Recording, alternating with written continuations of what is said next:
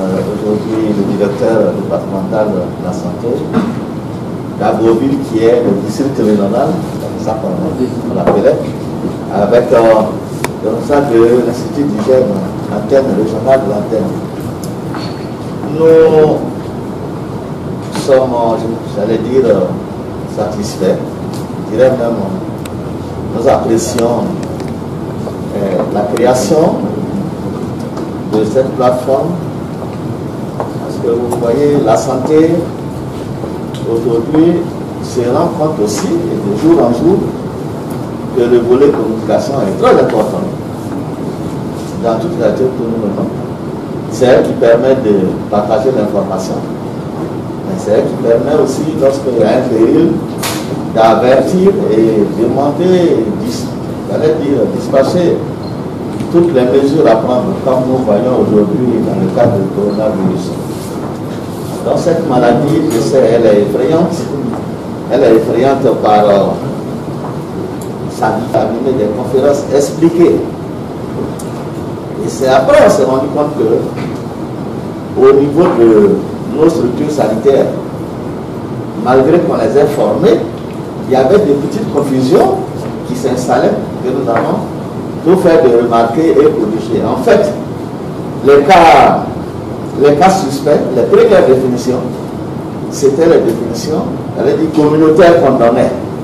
Il suffit de venir d'un pays où la maladie sévit pour qu'on te prenne comme un cas suspect, ou alors sujet de contact, ou quand tu as eu un contact avec quelqu'un qui a la maladie et puis dans les 14 jours tu as fait la maladie. Mais à cela, la définition classique que nous avons dans nos structures, c'est un sujet qui présente le contexte épidémique, c'est-à-dire a eu un contact ou vécu ou voyagé ou partagé quelque chose avec quelqu'un qui a la maladie. Et puis dans les 15 jours, lui-même présente un état de maladie. C'est ça que nos gens devraient retenir dans les centres. Donc, quand vous entendez, nous-mêmes on était débordés, on dit il y a cas suspect ici, cas suspect. Il a fallu qu'on traite ces informations pour réaliser que c'était en fait soit le sujet de contact, soit c'est la population même qui a peur d'un individu qu'on ne connaît pas, qu'on appelle ça, l'origine et autres, tu veux dire d'où il est venu, et puis qui est malade, il vient se faire soigner, comme nous avons vu à Séchi. Donc c'est la population même qui a déclaré cas suspect, c'est pas nous. Quand nous l'avons examiné, nous avons étudié cette condition, il n'avait rien de suspect, je fais dire.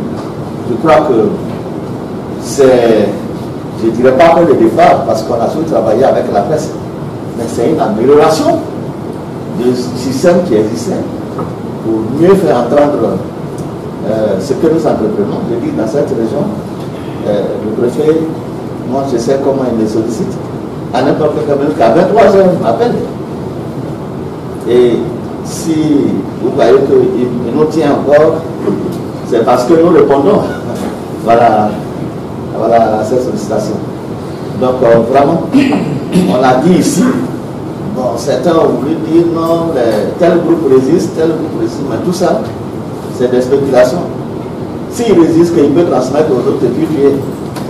Et il est aussi dangereux que celui qui va partir. Donc tout le monde, enfant, vieillard, et religieux. Et là, pour le cas d'Aggroville, sinon il y a ça. Nous avons vraiment, nous disons merci à la suite de M. le préfet. Merci au ministre des Cultes qui très tôt ont su. C'est de là-bas que nous avions peur, hein, parce qu'il peut se dire, comme on prie, le Seigneur va faire que la maladie ne va pas venir. Mais là, ils ont compris. Très rapidement, ils se sont rangés et sont mis de l'autre côté. Et ils nous aident même à propager l'information. Donc, vraiment, je tiens à réitérer ici le remerciement au ministre des Cultes. Les rumeurs qui nous affectent peur. C'est vrai que les individus mal intentionnés, il y en aura toujours. Mais nous-mêmes, là, nous devons nous faire confiance.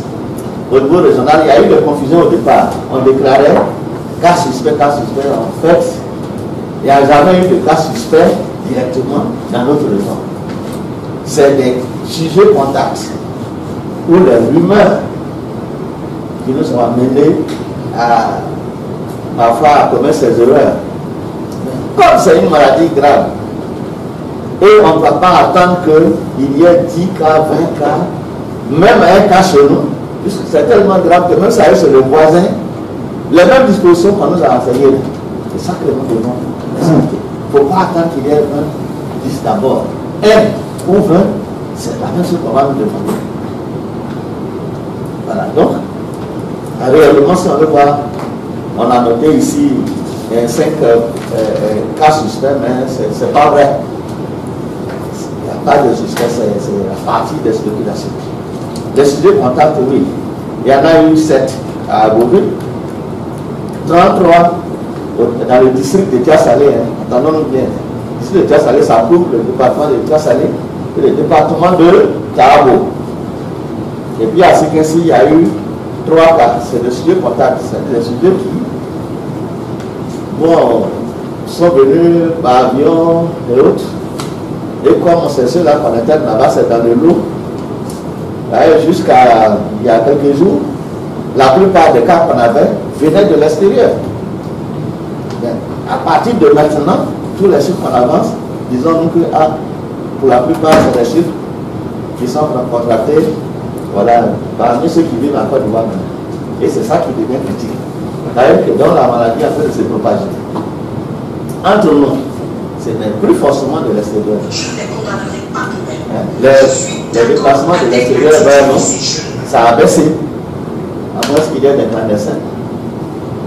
Donc, c'est dire qu'on n'a qu'à faire très attention, considérons que la maladie est déjà chez nous. Alors, le cas de Tia-Salé qui a 33, c'est dû au cas positif qui était en voie d'être dépisté à Boisseau, mais pour certaines conditions, c'est retrouvé à Ndem, dans le département de Tarabo. Donc, sur son trajet, ce que nous avons pu relever, c'est le cas qu'il a emprunté pour venir, ce sont des sujets potentiellement contactés. Puisque le même jour il est arrivé, son résultat, nous l'avons eu, c'est positif. Donc, on a oublié de faire marche arrière. C'est comme dans l'avion, c'est la même chose. Et arrivé dans le village, les familles qu'il a saluées, où il est passé, on était obligé de la plateforme. C'est ça qu'ils sont à 33 sujets contacts. Voilà le cas de. Mais tenez-vous, moi-même je suis allé, je ne l'ai pas touché comme ça, mais je me suis approché à certaines distances de lui. On a pris des images, j'ai demandé au DD de m'envoyer. Il n'y a rien. Il ne m'a pas parlé tout près. Et je n'ai pas serré sa main, je n'ai pas touché. Donc il n'y a rien. C'est vrai qu'il faut craindre, mais à l'intérieur quand même, il y a des choses qu'il faut essayer de voir de près. Suivant ce qu'on nous a demandé, nous n'avons pas craint. Je me lavais les mains, j'ai porté gants. À la fin, j'ai badigeonné, j'ai enlevé et j'étais bâillonné. Lui aussi était bâillonné. Mais si vous le voyez, il est plus en forme que nous. À tel enseigne que mon collaborateur a dit non, on l'a examiné, il n'a rien. La population s'est mise à réagir. Là, j'ai rectifié pour ici. Pour la maladie, il a. Mais apparemment, il est tellement bien portant qu'on ne peut pas le distinguer d'un malade touché. C'est ce que ça veut dire. Et c'est là le danger.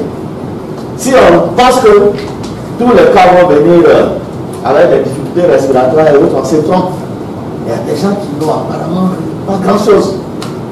Ils peuvent présenter une fièvre de 2-3 jours. Et on le dépiste, il est positif. Donc c'est dire qu'il faut s'attendre à tout. Le danger, c'est que lui peut transmettre à quelqu'un et puis tuer. Donc dans la région, le seul cas positif qu'on a, c'est celui qui est venu d'avoir ça.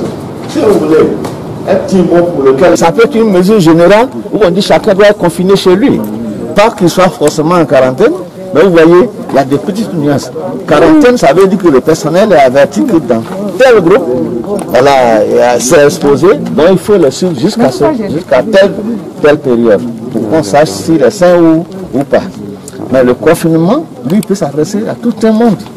Voilà, on dit dans telle ville, on ne va pas voir quelqu'un dans la rue, c'est un confinement. L'espace de chacun est réduit, voilà un peu. Mais actuellement, à Beauville, au niveau du département, est-ce qu'il y a des gens qui sont confinés ou bien qui sont mis en cas? Tous ceux qu'on avait observés à leur domicile, en tout cas, ils ont franchi le cap de 15 jours, 14 jours. Moi, pour un, là, je suis allé jusqu'à 15 jours, 16 jours. Et ils sont sortis sans être malades. Donc, on a déclaré, on les a libérés. Et c'est actuellement à Tahabo. Enfin, Tahabo, je vais parler du village d'Indeno. Ceux qui ont voyagé avec le monsieur et les familles et autres qu'on a mis en quarantaine, ils sont à leur 10e jour aujourd'hui. Voilà. Donc, dans 4 jours, 5 jours, si tout se passe bien, on pourra les libérer tous. Et on a de fortes chances. Parce que leur site est un peu à l'écart du village. Okay. Merci. Merci.